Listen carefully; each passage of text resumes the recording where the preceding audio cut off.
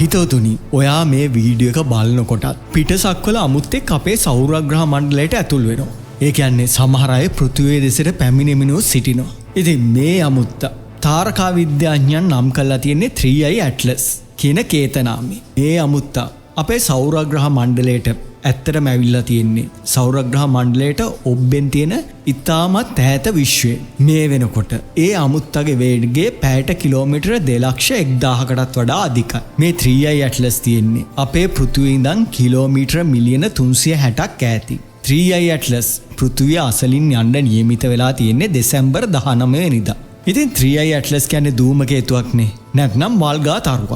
හැබැයි ඉතින් මේක සාමාන්‍ය වල්ගා තරුක ලක්ෂණ පෙන්වන්නේ නැහැ. පිටසක්වල ජීවීන් ගැන විශ්වාස කරන බොහෝ අය කියන්නේ 3i ඇට්ලස් ධූමකේතුවක් විදිහට වෙස්වලාගෙන පිටසක්වලින් අපිව ගවේෂණය කරන්න පැමිණුණු යානාවක් කියලා. මේ කාලේ 3i ඇට්ලස් ගැන ලෝකයක් අවධානයට යොමු වෙලා තියෙද්දි කාලාන්තරයක් පැවතිච්ච හරි අපූර්ව අදහසක් ආයෙත් කරලියට ආවා. ඉතින් මේ අදහස ඉදිරිපත් කරන්නේ රුසියන් විද්‍යාඥයෙක් ආචාර්ය මැක්ස් මයිකිෂෙව් රෙම්පර්.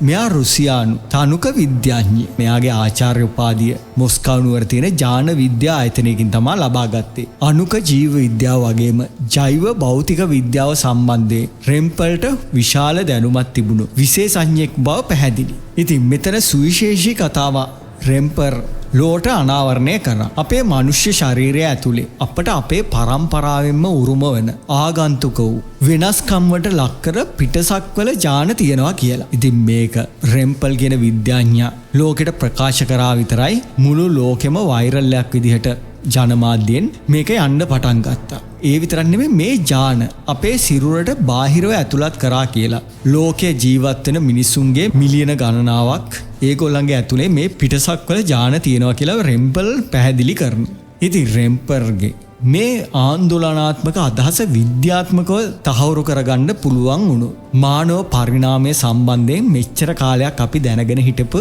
හැමදේම අනිවාර්යෙන් වෙනස් වෙනවා. ඉතින් මෙච්චර කාලයක් අපේ හිතේ හොල්මන් කරන පිටසක්වල ජීවීන් ගැන සිතිය යුතුම වෙනවානේ. එතකොට මානව වර්ගයාගේ අනාගතය ගැනත් ලොකු ප්‍රශ්නයක් අපිට ඉතුරු වෙනවා.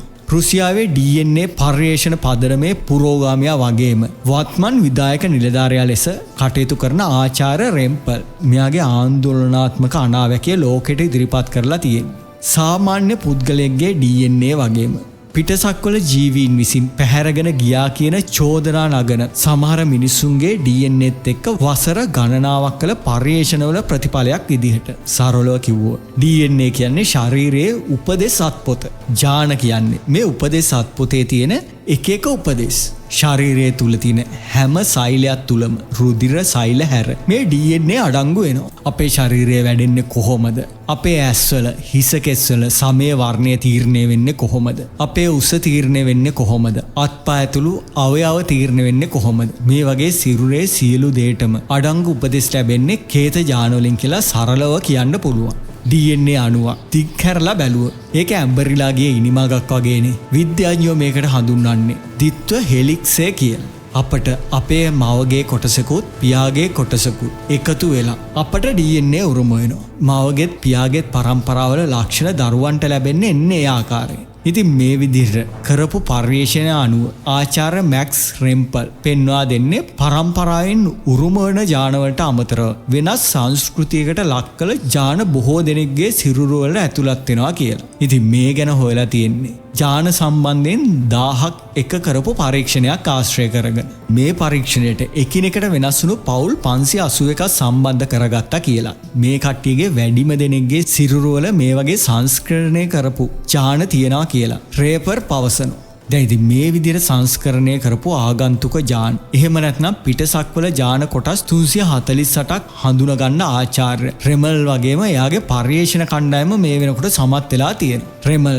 දරුවන්ගේ DNA තුල මවට පියාට අයත් නොවන ජාන කොටස් 348ක් හඳුනගෙන තියෙනවා. ඉතින් මෙහෙම හඳුනාගත්ත දරුවන් 1990ට පෙර උපන් අය. හැබැයි වර්තමානයේදී ජාන විද්‍යාඥයන් ජාන වෙනස් කිරීමේ තාක්ෂණය ක්‍රම විවිධ විදිහට භාවිතා කරනවානේ. විද්‍යාවේ දියුණුවත් එක්ක ජාන වෙනස් කිරීමේ හැකියාව. එහෙම නැත්නම් ජාන සංස්කරණය කිරීමේ හැකියාව කරලියට පැමිණෙන්නේ 2013 වර්ෂයේදී. එහෙනම් ඉතින් 1990 වසරට පෙර ඉපදුණු අයගේ DNA වෙනස් කිරීම සිදු කරේ කවුද? එහෙම කරේ පිටසක්වල ජීවීන් නම්. පිටසක්වල ජීවීන් නැත්තක්ද?